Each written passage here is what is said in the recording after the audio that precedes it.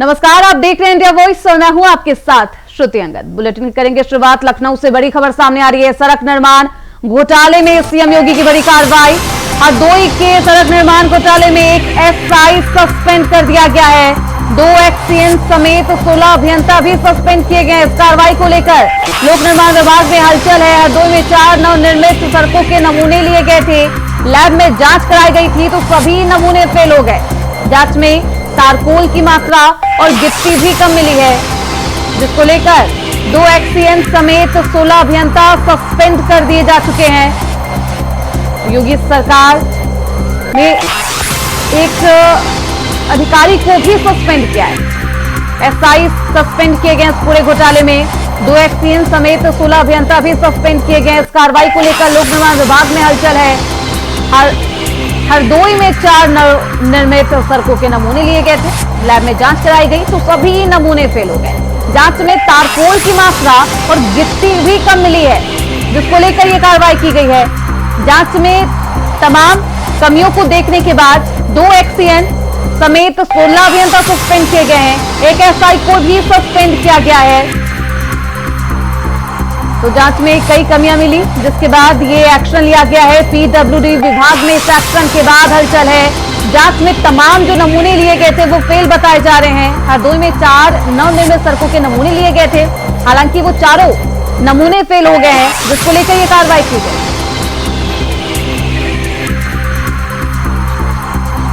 तो नमूने में मिट्टी और तारकोल की मात्रा में कमियां पाई गई, जिसको लेकर अब ये एक्शन लिया गया। इस खबर पर ज्यादा जानकारी के साथ हमारे सहयोगी आनंद द्विवेदी हरदोई से हमारे साथ जुड़ चुके हैं। आनंद, क्या कुछ है ये पूरा मामला और अभी तक क्या कुछ कार्रवाई की गई?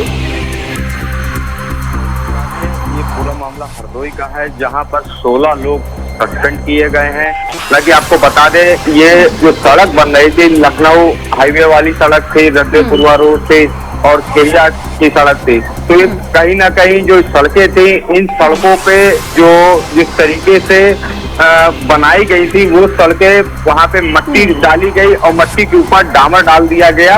तो वो रोड पे जब उस पर जांच बैठी, जब उन जांच वो सैंपल जब उसका लिया गया तो उस सैंपल में वो सैंपल फेल हो गया। हालांकि अब आपको बता दें कि उसमें जो जितना पैसा आया था वो पैसा अधिकारी डकार गए। इसकी जब जांच हुई है तो जांच में ये जब दोषी पाए गए उनके ऊपर कार्रवाई कर दी गई। 16 लोग सस्पेंड कर दिया गया। हालांकि आपको बता दें कि एक ताजा मामला ऐसा हुआ था, टोडरपुर का आया था, जहां पे एक ग्रामीण सड़क बन रही थी, वहां पे ग्रामीण गया और उसने खुद से ही वीडियो बनाकर और वो सोशल मीडिया पर वायरल किया था। उसने जब देखा वहां पे कि सड़क पे सिर्फ मट्टी और डामर डाला गया है और वहां पे जो चीज डालनी चाहिए वो नहीं डाली गई, जो रोलिंग डालनी चाहिए वो नहीं डाली गई। तो कहीं ना कहीं देखा जा रहा है कि अभियंता की लापरवाही रही, अधिकारियों की, इंजीनियर की लापरवाही रही है। इसके चलते सीएम योगी ने ये बड़ा कदम उठाया है और कार्रवाई की है। हालांकि अभी तक ये नहीं पता चल रहा है कि कितना पैसा इनका आया था इन सड़कों पे और कितने लोग इसमें और भी लोग शामिल हैं, किसको किसको ठेका दिया गया था, अभी ये चीज स्पष्ट नहीं हो पाई है। बिल्कुल आनंद, बरेली में भी पीडब्ल्यूडी की लापरवाही से जो हादसा हुआ, 3 लोगों की मौत हो गई, उसके बाद एक बार फिर से लापरवाही होती है और अब इन पूरी लापरवाही पर योगी सरकार एक्शन भी लेती हुई नजर आती है। देखिए, आपको बता दें, अभी ताजा मामला हमारे यहाँ बलग्राम पे हुआ है कि अभी 11 लोगों की मौत हुई है। उसके बाद मल्लामा में 5 लोगों की मौत हुई है। तो कहीं ना कहीं ये सिर्फ और सिर्फ सड़क की वजह से हुई है कि अगर जो जहाँ पे जो रोडें बनी है वहाँ पे जो रोड ऊंचा खाली है, इनमें पेपर किया गया है, तो वहाँ पे जो रोडें बराबर करनी चाहिए वो अधिकारियों ने बराबर नहीं की है। लेकिन जब पैसा आ जाता है तो अधिकारी उसको सिर्फ कागजों पे फॉर्मेलिटी करके उसको दबा देते हैं। हालांकि जो पैसा आता है वो अपने खाते में डाल लेते हैं। तो बहुत बड़ा सवाल उठ रहा है ये हरदोई पर। लेकिन अभी तक अगर इसमें देखा जाए तो अभी इनके ऊपर कायदे से एफआईआर होनी चाहिए, लेकिन अभी तक कोई एफआईआर नहीं हुई है। हालांकि लेकिन उत्तर प्रदेश के मुख्यमंत्री ने इनके ऊपर जो कार्रवाई की है उससे महकमे में हड़कंप बहुत ज्यादा मचा हुआ है। अब ये डर में लोग वहां पर लगे हुए हैं। जी आनंद, सवाल ये भी है क्योंकि लगातार ऐसे जो लापरवाहियां है वो पीडब्ल्यूडी विभाग के द्वारा हमेशा ही सामने आ रही है। आपने भी कई ऐसे मामले बताए हैं, लेकिन इसके बावजूद सवाल बस यही है कि आखिर लूप होल्स कहां पर है, आखिर इतनी गलतियां कैसे हो रही है, ये लापरवाही क्यों बरती जा रही है? क्योंकि ये आपको बताया कि अभी लगभग 6-7 महीने पहले जितिन प्रसाद जी आए थे यहाँ पर, जब उनसे रोडों के लिए कहा गया तो वहाँ के जो उनके जो कार्यकर्ता थे जो इनके साथ में थे, जब पत्रकारों ने वहाँ सवाल पूछा तो कहने लगे वो हमारे हमारे हमारे कंट्रोल में सड़क नहीं आती है, कुछ सड़कें नगर पालिका में आती हैं, तो वो सिर्फ PWD के मंत्री है, नगर पालिका के मंत्री नहीं है। ये बहुत बड़ी बात है। जब उनका ये जवाब आया, जो यहाँ के पूर्व जिला अध्यक्ष थे सौरभ मिश्रा, उन्होंने भी यही कहा कि PWD में नहीं आती है तो उससे मंत्री जी से कोई लेना देना नहीं। जब इसका जवाब आया तो कहा गया कि मंत्री तो आखिरकार पूरे देश के, पूरे उत्तर प्रदेश के मंत्री है, लेकिन वहां पे पत्रकारों की बात का खंडन करते नजर आ रहा है, लेकिन इसका जवाब नहीं देते नजर आ रहा है। तो कहीं ना कहीं इसमें कहीं ना कहीं बहुत लोग शामिल हैं जिनके ऊपर कार्रवाई होनी चाहिए। अब देखना ये होगा जो मंत्री है इनके ऊपर क्या कार्रवाई होती है। बिल्कुल, अब इस तरीके से एक दूसरे पर ही अपना पलड़ा झाड़ा जा रहा है आनंद, और ऐसे में जो जनता है वो त्रस्त नजर आ रही है। सवाल ये भी बनता है आनंद, क्योंकि PWD विभाग अब बिल्कुल बेचैन है, परेशान है, और लापरवाही जो है वो लगातार PWD विभाग के द्वारा सामने आ रही है। सवाल ये है कि क्योंकि भ्रष्टाचार के मामले पर योगी सरकार हो या फिर BJP सरकार हो बेहद सख्त नजर आती है, फिर भी भ्रष्टाचार के जो मामले हैं वो कम नहीं हो रहे। लूप होल्स कहां पर है, आखिर क्यों इस तरीके के मामले सामने आ रहे हैं? नहीं उठ रहा है। आखिरकार एक तरफ उत्तर प्रदेश सरकार जो भ्रष्टाचारी है, जो करप्ट ऑफिसर है, उनके ऊपर कार्रवाई करते नजर आ रहे हैं, लेकिन अभी तक हरदोई में जो कार्रवाई होनी चाहिए नहीं हुई। अगर यही चीज यहाँ के जो DM है मंगला प्रसाद सिंह, अगर ये यहाँ पहले जांच कर लेते तो इससे ये आज जो घटनाएं हुई है, ये घटनाएं नहीं होती। जो लोग रोज एक्सीडेंट में मर रहे हैं, वहाँ पे जो रोडों पे सफेद पट्टियां होती है वो नहीं लगाई जा रही है, तो ये बहुत बड़ा सवाल उठ रहा है। यहाँ पे कहीं ना कहीं प्रशासन की भी चूक बहुत बड़ी है, इसीलिए एक कार्रवाई हुई है। अभी इसके ऊपर बिल्कुल अभी लगातार इस तरीके की कार्रवाई की जा रही है। भ्रष्टाचार के मामले पर योगी सरकार बेहद सख्त नजर आती है, और ऐसे में PWD विभाग पर भी गाज गिरी है, और अब ऐसे में हड़कंप का माहौल है। अब देखना होगा आनंद की आगे क्या कुछ कार्रवाई होती है। बहुत शुक्रिया आनंद द्विवेदी आपका इन तमाम जानकारियों के लिए। तो वही लखनऊ से बड़ी खबर सामने आ रही है। यूपी में 16 PCS अफसरों के तबादले हो गए हैं। 6 PCS अफसरों को कुंभ में तैनाती मिली है। PCS पंकज वर्मा ADM नमामि गंगे बांदा बनाए गए हैं।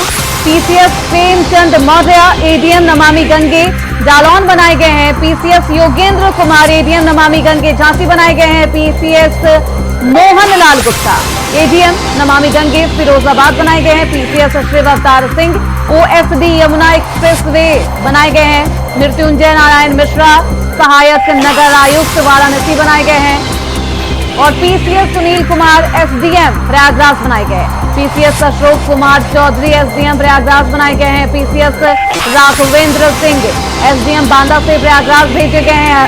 हीरालाल SDM प्रयागराज, सुरेंद्र प्रताप यादव SDM प्रयागराज बनाए गए हैं। PCS ठाकुर प्रसाद को भी प्रयागराज में ही तैनाती मिली है।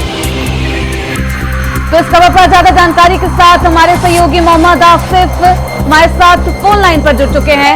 आसिफ, क्या क्योंकि तबादला एक बार फिर से शुरू हो गया है, तबादला एक्सप्रेस, किन किन अधिकारियों का तबादला किया गया है, क्या कुछ जानकारी? देखिए, उपचुनाव के बाद सरकार ने जो है बड़ा कदम उठाया है। इससे पहले PCS अफसरों का तबादला किया, और इसके बाद जो कि सरकार ने 16 PCS अफसरों के तबादले किए हैं, और यूपी के 6 PCS अफसरों को कुंभ भी भेजा गया है। अगर बात करें पंकज वर्मा की, तो ADM महाराजगंज के ADM नमामि गंगे बनाए गए हैं। वहीं PCS प्रेमचंद मौर्य SDM आजमगढ़ के ADM नमामि गंगे जालौन बनाए गए हैं। वहीं PCS योगेंद्र कुमार SDM मैनपुरी से ADM नमामि गंगे झांसी भेजे गए हैं। कुल मिलाकर क्या कहा जा सकता है कि PCS अफसरों को कुंभ मेला भेजा गया है, तो वहीं बाकी बचे गंगे की जिम्मेदारी सौंपी गई है। जी बिल्कुल, PCS अफसरों के साथ 8 PPS अफसरों के भी तबादले हुए लखनऊ में, क्या कुछ जानकारी है आसिफ? सवाल दोबारा। आसिफ, आवाज आ रही है? जी जी।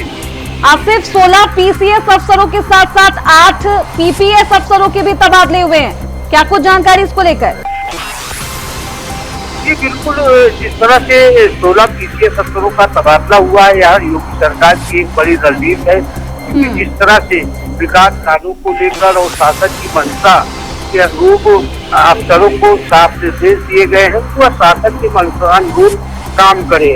और बड़े पैमाने पर जिस तरह से लगातार जो है पीसीएस अफसरों के तबादले किए गए हैं, कुछ को कुंभ मेला भेजा गया है, कुछ को नमामि गंगे की जिम्मेदारी सौंपी गई है, तो कुछ जिलों का कार्यभार सौंपा गया है।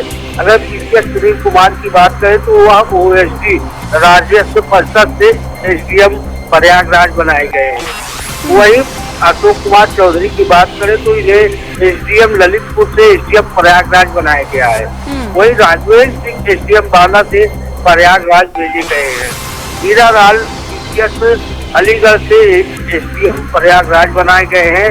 इसके अलावा सुरेंद्र प्रताप यादव, ठाकुर प्रसाद एसडीएम सुल्तानपुर भेजे गए हैं। तो कुल मिलाकर जो तबादला एक्सप्रेस है अब तेज हो चली है। पीपीएस अफसरों के बाद पीसीएस अफसरों का यह बड़ा तबादला है, क्योंकि कल ही 15 पीसीएस अफसरों के तबादले किए गए थे। डीजीपी प्रसाद कुमार ऐसे में इन तबादलों के पीछे की कोई खास वजह भी बताई जा रही है? देखिए, सबसे खास वजह यह है कि या कुछ ऐसे अफसर हैं जो अच्छा काम कर रहे थे, उन्हें जिलों पर तैनाती दी गई है, और कुछ ऐसे अफसर हैं जो लापरवाह देखे जा रहे थे, हालांकि जिम्मेदार थे, उन्हें कुंभ मेला भेजा गया है। पीसीएस अफसरों को कुंभ भेजा गया है, यहाँ पर उनकी तैनाती है। और वहीं जिस तरह से नमामि गंगे प्रोजेक्ट को आगे बढ़ाने के लिए जिस तरह से गंगा सफाई का अभियान चल रहा है, और नमामि गंगे प्रोजेक्ट को आगे बढ़ाने के लिए भी कई पीसीएस अफसरों को इसमें लगाया गया है। तो कुल मिलाकर यह कहा जा सकता है कि जो शासन की मंशा है विकास कार्यों को लेकर, जनता की सुनवाई को लेकर, और साथ ही साथ सुरक्षा व्यवस्था को लेकर कि कुंभ मेला एक अहम जो है मेला लगाया जाता है, सरकार की प्रतिष्ठा भी साख पर रहती है। और कुंभ मेला में जिस तरह से देश विदेश के साधु संत आते हैं, उन्हें कोई असुविधा न हो, इसके लिए यहाँ पर 6 पीसीएस अफसरों को भेजा गया है। तो यह कहा जा सकता है कि योगी सरकार लगातार जो है अफसरों को इधर से उधर तैनाती दे रही है। जो अच्छे अफसर है उनको उनकी शाबाशी दी जा रही है, और साथ ही साथ जो ढिलाई कर रहे हैं, लापरवाही बरत रहे हैं। बिल्कुल, अभी नमामि गंगे को लेकर भी खूब चर्चा हो रही है आसिफ, और उस पर विपक्ष भी निशाना साधता हुआ नजर आ रहा है, क्योंकि नमामि गंगे को लेकर जो प्रधानमंत्री मोदी है वो भी बेहद सक्रिय नजर आ रहे हैं। गंगा को साफ लगातार किया जा रहा है, लेकिन विपक्ष का कहना है कि मां गंगा को सिर्फ चुनावी माहौल में बनाया गया था, उसके बाद उसे भूल गए हैं प्रधानमंत्री मोदी। देखिए, बिल्कुल जिस तरह से गंगा सफाई को लेकर लगातार विपक्ष निशाना साध रहा है, और गंगा की सफाई को लेकर जिस तरह से सरकार जो है चिंतित है, चाहे पीएम नरेंद्र मोदी हो या फिर यूपी सीएम योगी आदित्यनाथ, और इस प्रोजेक्ट को आगे बढ़ाने के लिए और पारदर्शी ढंग से गंगा सफाई को पूरा करने के लिए यह प्रोजेक्ट चलाया जा रहा है। और उसमें 3 पीसीएस अफसरों को लगाया गया है, ताजा तैनाती दी गई है। झांसी के साथ साथ बांदा और जालौन में 3 पीसीएस अफसरों की यह जिम्मेदारी काफी अहम है। जी बिल्कुल, सौंपा गया है ताकि जो गंगा की जो जल है वो प्रदूषित ना रहे, और उसकी साफ सफाई का भी ध्यान रखा जाए। बहुत शुक्रिया आसिफ आपका इन तमाम जानकारियों के लिए। तो वहीं लखनऊ से बड़ी खबर सामने आ रही है। भाजपा गठबंधन के 7 विधायक आज शपथ लेंगे। विधानसभा उपचुनाव जीतने वाले सभी 7 विधायक विधानसभा अध्यक्ष सतीश महाना इन्हें शपथ दिलाएंगे। भाजपा प्रदेश मुख्यालय में होगा अभिनंदन समारोह। नवनिर्वाचित विधायकों का अभिनंदन समारोह का आयोजन भी किया जाएगा। मुख्यमंत्री योगी आदित्यनाथ, भाजपा प्रदेश अध्यक्ष भूपेंद्र चौधरी शामिल होंगे। उप मुख्यमंत्री केशव प्रसाद और ब्रजेश पाठक भी शामिल रहेंगे। प्रदेश महामंत्री संगठन धर्मपाल सिंह आयोजन में शामिल रहेंगे। गाजियाबाद से संजीव शर्मा, कटिहारी से धर्मराज निषाद बनेंगे विधायक। खैर से सुरेंद्र दिलेर, कुंदरकी से रामवीर सिंह आज शपथ लेते हुए नजर आएंगे। मझुआ से स्मिता मौर्य, फूलपुर से दीपक पटेल बनेंगे विधायक। मीरापुर से मिथिलेश पाल आज शपथ लेते हुए नजर आएंगे। तो 7 सीट जहां पर भाजपा ने कमल खिलाया है और उनके वो 7 विधायक आज सदन में शपथ लेते हुए नजर आएंगे। सतीश महाना उन्हें शपथ दिलाएंगे। विधानसभा के अध्यक्ष हैं सतीश महाना, जो इन तमाम विधायकों को उनके पद की गोपनीयता की शपथ दिलाएंगे। तो भाजपा प्रदेश मुख्यालय में अभिनंदन समारोह भी किया जाएगा। नवनिर्वाचित विधायकों का अभिनंदन किया जाएगा, जिसके लिए समारोह का आयोजन हुआ है। मुख्यमंत्री योगी आदित्यनाथ भी इस समारोह में शामिल होंगे। साथ ही साथ भाजपा प्रदेश अध्यक्ष भूपेंद्र चौधरी शामिल रहेंगे। उप मुख्यमंत्री ब्रजेश पाठक और केशव प्रसाद मौर्य भी शामिल होंगे। प्रदेश महामंत्री संगठन धर्मपाल सिंह आयोजन में शामिल होंगे। तो गाजियाबाद से संजीव शर्मा, कटिहारी से धर्मराज निषाद विधायक बनेंगे। तो इस खबर पर ज्यादा जानकारी के साथ यूपी के स्टेट कोऑर्डिनेटर अनिल जी हमारे साथ जुड़ चुके हैं। अनिल जी, भाजपा इन तमाम 7 सीटों पर जीत दर्ज कर चुकी है और आज इनके विधायक शपथ लेते हुए नजर आएंगे। कितने बजे ये शपथ ग्रहण समारोह, क्या कुछ जानकारी? उत्तर प्रदेश उपचुनाव में भारतीय जनता पार्टी की जीत का जश्न लखनऊ में मनने जा रहा है। 7 विधायक जहां विधानसभा के तिलक हॉल में शपथ ग्रहण करेंगे, उसके साथ इन विधायकों का अभिनंदन होगा। ये वो विधायक हैं जिन्होंने विधानसभा क्षेत्रों में साइकिल को पंचर कर कमल खिलाने का काम किया है और इनके अभिनंदन में खुद मुख्यमंत्री योगी आदित्यनाथ, डिप्टी सीएम ब्रजेश पाठक और केशव प्रसाद मौर्य और इनके साथ ही भाजपा के प्रदेश अध्यक्ष भूपेंद्र चौधरी भी मौजूद रहेंगे। भव्य तैयारियां चल रही हैं, बस थोड़ी ही देर में शपथ ग्रहण और अभिनंदन समारोह होने वाला है। बिल्कुल, अभिनंदन समारोह कितने बजे होगा, उसके लिए क्या कुछ तैयारियां की गई है, क्या कुछ खास करने वाला है इस अभिनंदन समारोह में अनिल जी? देखिए, अभिनंदन समारोह में भारतीय जनता पार्टी और उनके जो 7 विधायक हैं उनके जीत के जश्न मनाने की तैयारी चल चुकी है। पूरी तैयारियां हो गई हैं। खुद योगी आदित्यनाथ ने इसकी बागडोर संभाली है, क्योंकि ये उपचुनाव जो है वो प्रतिष्ठा का विषय बना हुआ था।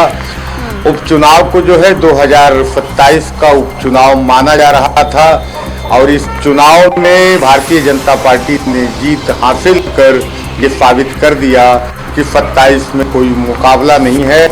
तो इसके साथ ही जो ये 7 अर्जुन हैं जो विधायक हैं, इनके अभिनंदन का पूरा प्रयास किया जा रहा है भारतीय जनता पार्टी की तरफ से। बिल्कुल, इस अभिनंदन समारोह में खुद सीएम योगी आदित्यनाथ भी शामिल होंगे और सभी को बधाई देते हुए नजर आएंगे। सबसे दिलचस्प सीट कुंदरकी रही उपचुनाव में, जहां पर भाजपा 33 साल बाद, 30 साल से ज्यादा समय हो गया था, भाजपा वहां पर जीत नहीं दर्ज कर पाई। लेकिन 2024 बीजेपी के लिए बेहद सुखद अनिल जी, और आज मुझे लगता है कुंदरकी से जो रामवीर सिंह ने जीत दिलाई है जिस सीट पर, उनका अभिनंदन कुछ खास रहेगा। बेशक जिस तरह से कुंदरकी में भारतीय जनता पार्टी का कमल खिला है और वहां ठाकुर और रामवीर सिंह की जीत हुई है, जीत भी ऐसी हुई है कि जो इतिहास के पन्नों में दर्ज हो गई है।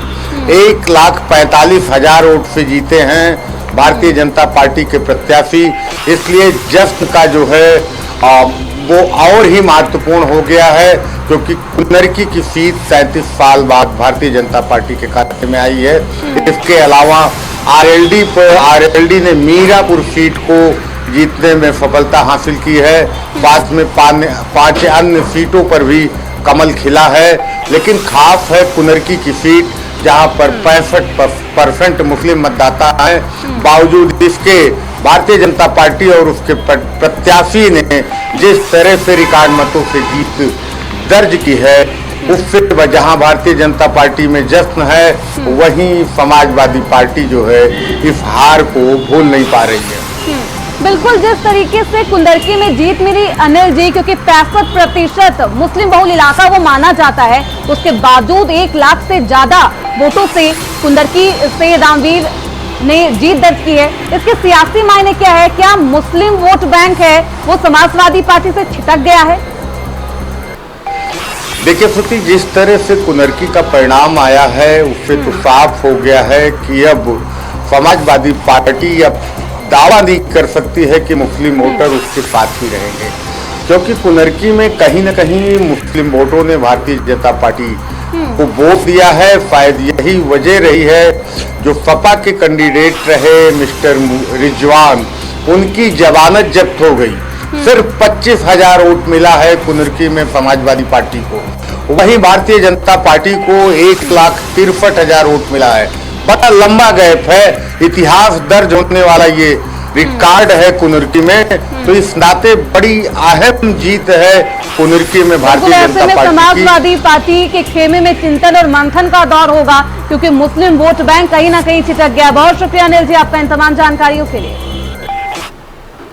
तो वहीं भाजपा गठबंधन के 7 विधायक आज शपथ लेते हुए नजर आ रहे हैं विधानसभा में। विधानसभा उपचुनाव जीतने वाले सभी 7 विधायक शपथ ले रहे हैं। विधानसभा अध्यक्ष सतीश महाना इन्हें शपथ दिला रहे हैं। भाजपा प्रदेश मुख्यालय में इनका अभिनंदन समारोह भी किया जाएगा। इसके बाद मैं धर्मराज मिश्रा जो विधानसभा का सदस्य निर्वाचित हुआ हूँ, ईश्वर की शपथ लेता हूँ कि मैं इन द्वारा स्थापित भारत के संविधान के प्रति सच्ची श्रद्धा और निष्ठा रखूंगा। मैं भारत की एकता और अखंडता अक्षुण्ण रखूंगा तथा जिस पद को मैं ग्रहण करने वाला हूँ उसके कर्तव्यों का श्रद्धापूर्वक निर्वहन करूंगा।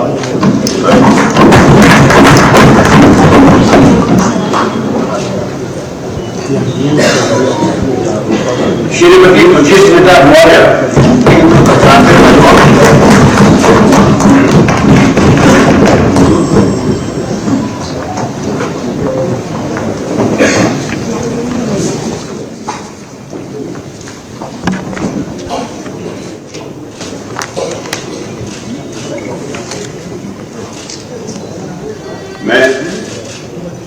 मैं सुचिस्मिता मौर्य जो विधानसभा की सदस्य निर्वाचित हुई हूँ, ईश्वर की शपथ लेती हूँ कि मैं विधि द्वारा स्थापित भारत के संविधान के प्रति सच्ची श्रद्धा और निष्ठा रखूंगी। मैं भारत की प्रभुता और अखंडता अक्षुण्ण रखूंगी तथा जिस पद को मैं ग्रहण करने वाली हूँ उसके कर्तव्यों का श्रद्धापूर्वक निर्वहन करूंगी।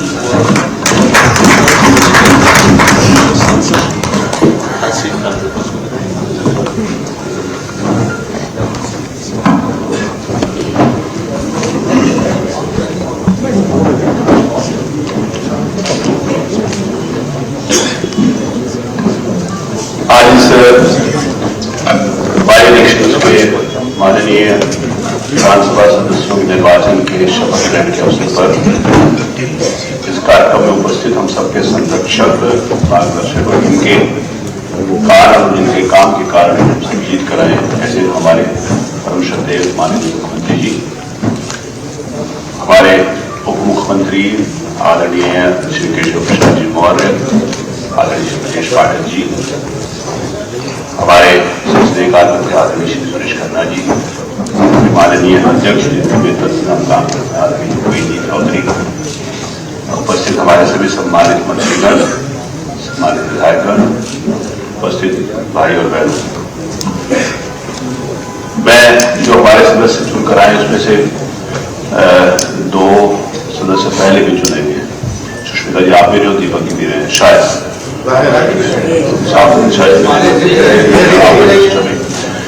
तो आप सब लोग रहे हो, लेकिन हम सबको ये गर्व की बात है कि उत्तर प्रदेश के विधानसभा का सदस्य होने में अपने आप में गौरव की बात है।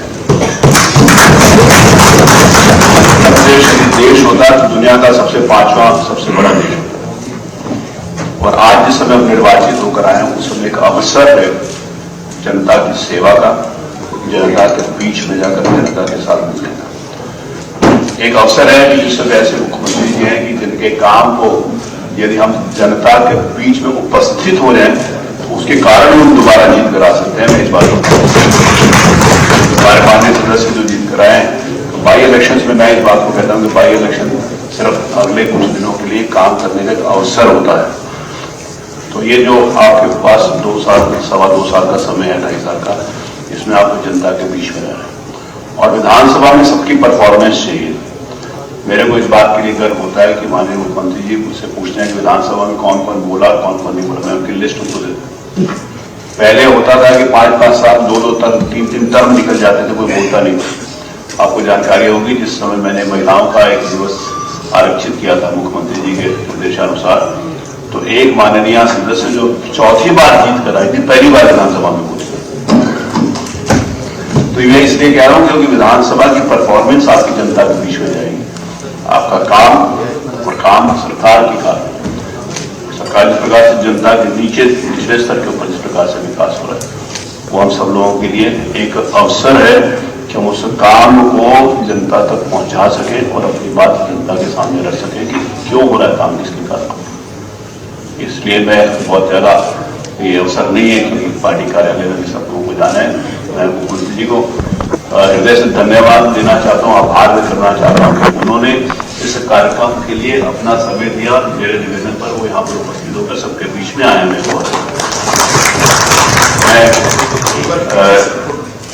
मैंने दोनों हमारे माननीय मुख्यमंत्री श्री केशव जी, श्री मुकेश जी, आदरणीय मंत्री जी खन्ना जी और माननीय प्रदेश अध्यक्ष आदरणीय भूपेन्द्र जी के प्रति और सभी माननीय मंत्रीगणों के प्रति, माननीय विधायकों के प्रति आभार व्यक्त करता हूँ। ये एक अवसर है कि बाई इलेक्शंस में जीतकर, जनरल इलेक्शन में भी जीत कर आए ना, तो इतने मंत्री नहीं होते। तो ये हमारे ये साथ माननीय विधायकों के लिए अवसर है कि इतने लोग उपस्थित हैं। आप लोगों को शुभकामनाएं देने के लिए आभार व्यक्त करता हूँ और इस विश्वास के साथ कि विधानसभा में पढ़कर आएंगे। विधानसभा का साहित्य यहाँ देना था, लेकिन मैं अब मेरे ऑफिस में उसके बाद आप लोग का साहित्य जी विधानसभा के बाद पढ़िए। अब विधानसभा में डिबेट होती है। मुख्यमंत्री जी इस बात को बड़े गर्व के साथ कहते हैं और पूरे देश में इस बात को इस नाते से कहते हैं कि आज जो सरकार चल रही है उसके नाते से विधानसभा में डिबेट होती है। पहले डिबेट्स नहीं होती थी क्योंकि अवसर नहीं होता था। चलो बाबा, अब हर चीज का अवसर, पूरी रात पूरा समय विधानसभा में बैठना है। सब हमारे मुख्यमंत्री जी ने मुझे आदेश दिया है, उसको मैं कर रहा हूँ। कौन से सारे विधायकों की जब स्थिति है, अब उसको मैं जल्दी इस साल मुख्यमंत्री से रिक्वेस्ट करिए, इस साल के बजट में माननीय मुख्यमंत्री जी के आदेश पर देंगे। तो विधानसभा में कौन सा विधायक कितनी देर बैठा, कितने बजे आया और कितने बजे गया, इसका भी मैं वहां पर कर रहा हूँ, एआई के माध्यम से कर रहा हूँ। तो ये सबको, सबके लोग ये बात बताना चाहता हूँ कि मंत्रियों के लिए भी है ये। अगर आपका क्वेश्चन नंबर है तो आप कितने बजे आके क्वेश्चन अपना खत्म करके निकल गए, तो ये भी उसमें आएगा। कौन से माननीय विधायक कितनी देर विधानसभा में बैठेंगे, कितनी बार आएंगे, सब आएगा। तो इसीलिए आगे उपस्थित मुख्यमंत्री जी सब बैठते हैं, उससे मार्गदर्शन मिलता है, उससे सब कुछ सीख जाते हैं। बहुत बड़ी क्वालिफिकेशंस की आवश्यकता होगी कि नहीं होगी मुझे नहीं मालूम, लेकिन विधानसभा में बैठकर जो कुछ हम सीख सकते हैं किसी किताबों से नहीं सीख सकते। इसीलिए मेरा निवेदन है कि विधानसभा में पूरा समय सब लोग रहें और उपस्थित रहें और विधानसभा में अपनी परफॉर्मेंस, अपने क्षेत्र की बात, अपनी सरकार की उपलब्धियां हम सब लोग बताएं। ये मैं आपसे निवेदन करना चाहता हूँ। मैं पुनः एक बार माननीय मुख्यमंत्री जी के प्रति आभार व्यक्त करता हूँ कि उनके मार्गदर्शन में। फिलहाल इसी के साथ इस बुलेटिन में बस इतना ही। देखते रहिए इंडिया वॉइस।